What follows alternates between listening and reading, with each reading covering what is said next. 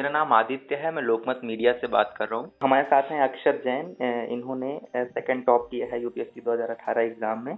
तो अक्षत, पहले तो आपको बहुत बहुत बधाई हो। Thank you so much. Akshat, ये बताइए कि आपका ये कौन सा अटेम्प्ट था और क्या ऑप्शनल सब्जेक्ट रहा आपका? मेरा ये सेकंड अटेम्प्ट था जी। और मेरा ऑप्शनल था एंथ्रोपोलॉजी। ओके, तो आपने पढ़ाई लिखाई कहाँ से की है? मैंने आईआईटी गुवाहाटी से अपनी ग्रेजुएशन की है। ओके। और 2017 में की थी, उसके बाद मैं यहीं आ गया सीधा सिविल सर्विसेज की तैयारी में। अच्छा, फर्स्ट अटेम्प्ट में आपने प्रीवी क्लियर किया था, आप कहाँ तक पहुँचे थे? मैं फर्स्ट अटेम्प्ट जो है सीधा ग्रेजुएट होकर दे दिया था 3 महीने की तैयारी से, तो तब मेरा प्रीलिम्स रह गया था 2 मार्क्स से। हाँ। बट फिर उसके बाद जो है डायरेक्ट अपना first full year of preparation के साथ this was kind of you can say my first attempt only technically.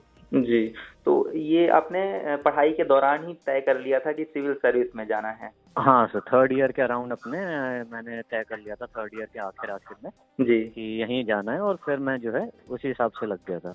क्या फैक्टर थे ये डिसाइड करने में कि सिविल सर्विस ही करनी है? कौन सी वो चीजें थी जो इंस्पायर करती हैं आपको, मोटिवेट करती हैं? देखिए, मेरे दोनों माता पिता जो हैं सिविल सर्वेंट्स हैं।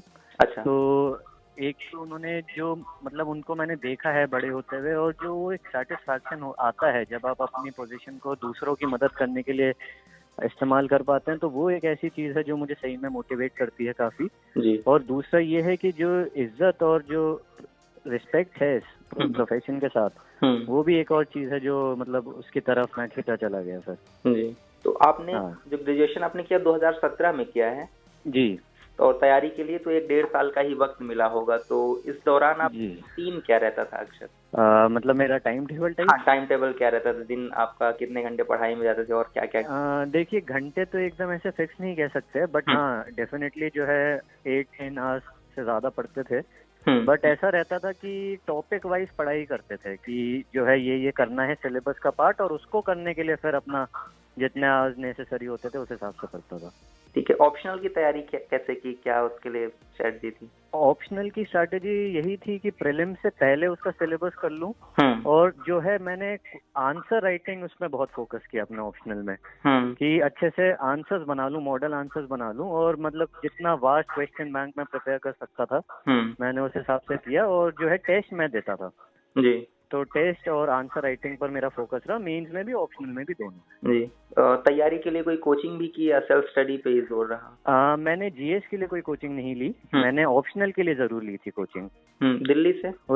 हाँ, दिल्ली से। उसके अलावा मैंने टेस्ट सीरीज ज्वाइन की थी, तो मैं टेस्ट का जैसा बता रहा हूँ वैसे फोकस रहता था मेरा। अच्छा, एक और चीज, एक नई डिबेट शुरू हो रही, तैयारी करने वाले लड़कों में ज्यादा पॉपुलर है कि अब पढ़ाई के लिए ज्यादा किताबों पे आश्रित है या इंटरनेट का भी ढेर सारा इस्तेमाल करना है, या इंटरनेट अभी भी अंडर है? क्या आपका क्या मानना है? देखिए, दोनों, मेरा ये मानना है कि बैलेंस दोनों का जो है वो जरूरी है, क्योंकि जो बेसिक किताबें हैं वो मेरे हिसाब से उनको आप स्किप नहीं करना चाहिए मेरे हिसाब से, तो उनको पढ़ के अपने नोट्स बना लेने चाहिए, और जो है इंटरनेट का भी यूज करते रहना चाहिए, क्योंकि काफी डायनामिक टॉपिक्स रहते हैं जो करंट अफेयर्स रिलेटेड रहते हैं, और इंटरनेट पर भी काफी अच्छा कंटेंट रहता है। तो ये है कि सिलेबस का एक एक शब्द जो है कॉम्प्रिहेंसिवली तैयार कीजिए, तो बेसिक बुक्स और इंटरनेट दोनों का इस्तेमाल के साथ। आपको कौन से शोज ऐसे थे या कोई ऐसी वेबसाइट इंटरनेट पे जो हेल्प की हो तैयारी के लिए? काफी सारी वेबसाइट थी, तो जैसे मेरे दिमाग में आते हैं इनसाइट्स ऑन इंडिया, मृणाल की वेबसाइट थी, और उसके अलावा विजन आईएएस का ऑनलाइन मटेरियल रहता था।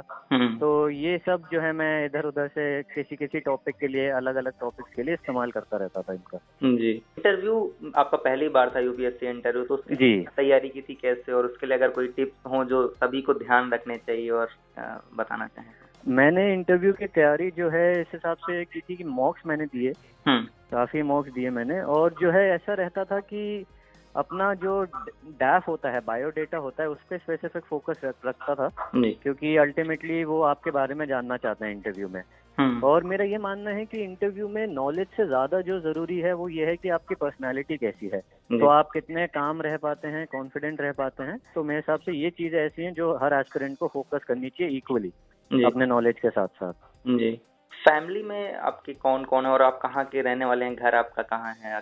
मैं जयपुर राजस्थान का रहने वाला हूँ। जी। और फैमिली में मेरी मम्मी पापा नानी और छोटा भाई है। जी, वैसे तो ये आपकी ही मेहनत है, लेकिन फिर भी अगर किसी को इस सफलता के लिए क्रेडिट या थैंक्स देना चाहें तो कौन लोग होंगे जिन्होंने मदद की ज़्यादा? बिल्कुल, मेरे जो परिवार सदस्य हैं उन्होंने मेरा काफ़ी सपोर्ट दिया पूरे जर्नी के दौरान। जी। और मेरे पापा खास करके काफ़ी चिंतित रहते थे और जो है वो काफ़ी कॉन्फिडेंस देते थे। तो वो मुझे यही कहते थे कि बेटा जो भी स्ट्रैटेजी आज़मा रहा है अच्छे से कर और मेहनत में लगे रहे। और पॉजिटिविटी मेरे दोस्तों ने भी दी, मेरे परिवार वालों ने भी दी, तो सबका बहुत बड़ा रोल है सक्सेस में। जी, ठीक है अक्षत, बहुत शुक्रिया हमसे बात करने के लिए। Thank you. और आप वैसे ही तरक्की करते जाएं, आगे बढ़ते जाएं।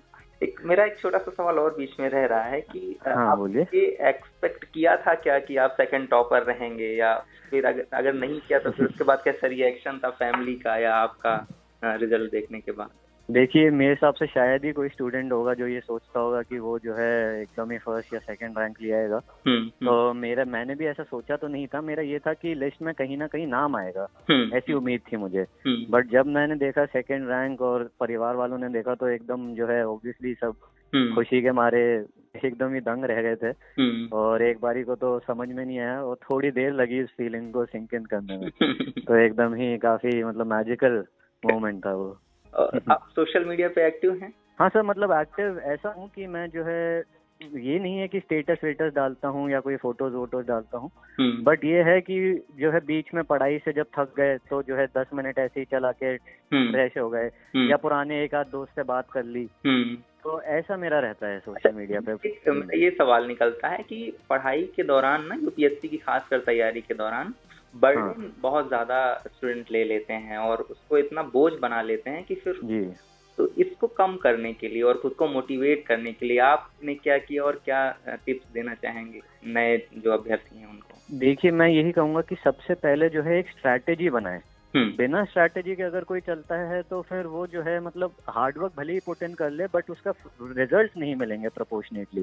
तो इसलिए स्टार्टिंग में तो सबसे पहले एक स्ट्रैटेजी होनी चाहिए कि आप कैसे पूरा सिलेबस कवर करेंगे प्रीलिम से पहले, ऑप्शनल का कैसे संभालेंगे। क्योंकि स्ट्रैटेजी दिमाग में रहती है तो कॉन्फिडेंस रहता है, एक पाथ रहता है चलने के लिए कि यार ऐसे ऐसे करना चाहिए, ऐसे ऐसे होता रहेगा तो अच्छा चलता रहेगा।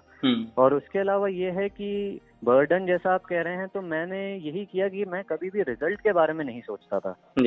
मैंने ये कभी नहीं सोचा कि अगर मेरा नहीं हुआ तो फिर क्या होगा, या फिर अगर नहीं कर पाया तो अब क्या करूंगा, कहीं ये डिसीजन तो गलत नहीं था। तो जब स्टूडेंट्स इस चीजों का बोझ लेना लग जाते हैं तो वो बहुत भारी हो जाता है संभालने के लिए। तो अपनी मेहनत जो है डेली के हिसाब से करते रहें। जो आपने छोटे छोटे टारगेट बनाए हैं कि सिलेबस का ये हिस्सा करना है तो उनके पे ध्यान दें रादर देन जो है फाइनल रिजल्ट के बारे में सोचें। तो मेरा ये मानना है। अच्छा, डे टू डे लाइफ में भी अगर आप मान लीजिए पढ़ाई कर रहे हैं, कोई टॉपिक कवर कर रहे हैं, 3-4 घंटे रेगुलर आप पढ़ रहे हैं और फिर आप एक वक्त के बाद आपका दिमाग थक जाता है, तो उस ब्रेक में आप क्या करते थे? मूवीज देखने का शौक है या क्या करते थे उस दौरान? मेरी जैसे फुटबॉल बहुत बड़ी हॉबी है। मैं फुटबॉल मैचेस काफी देखता था, मतलब अपने टीम के तो हर वक्त ही देखता था भले ही कितना ही पढ़ाई का बोझ हो। और फिर उसके बाद दोस्तों से ऐसे ही गपशप करना, परिवार वालों से बातें करना, तो इन सब से जो है दिमाग फ्रेश रहता था। और फिर वो है कि हाँ, अपना अल्टीमेट तो ये है कि पढ़ाई करनी है तो करनी है जी। अब वो भले ही दर्द हो रहा हो, भले ही कैसा भी लग रहा हो, बट ये रहता था कि करना है तो करना है। उसमें फिर कोई सोचने की उतनी हो नहीं है। अच्छा, हमारी कनिष्क से थोड़ी देर पहले बात हो रही थी, उन्होंने बताया कि पेरेंट्स के साथ साथ उनकी गर्लफ्रेंड का भी काफी उन्होंने मोटिवेट किया उनको सक्सेस के लिए। तो अगर आप कुछ बताना चाहें आपकी लाइफ में? अगर देखिए, मेरी तो ऐसे कोई गर्लफ्रेंड नहीं है तो इस बारे में आप उन्हीं से पूछिए, मुझे आइडिया नहीं। चलिए, thank you so much. Thank you. Thank you.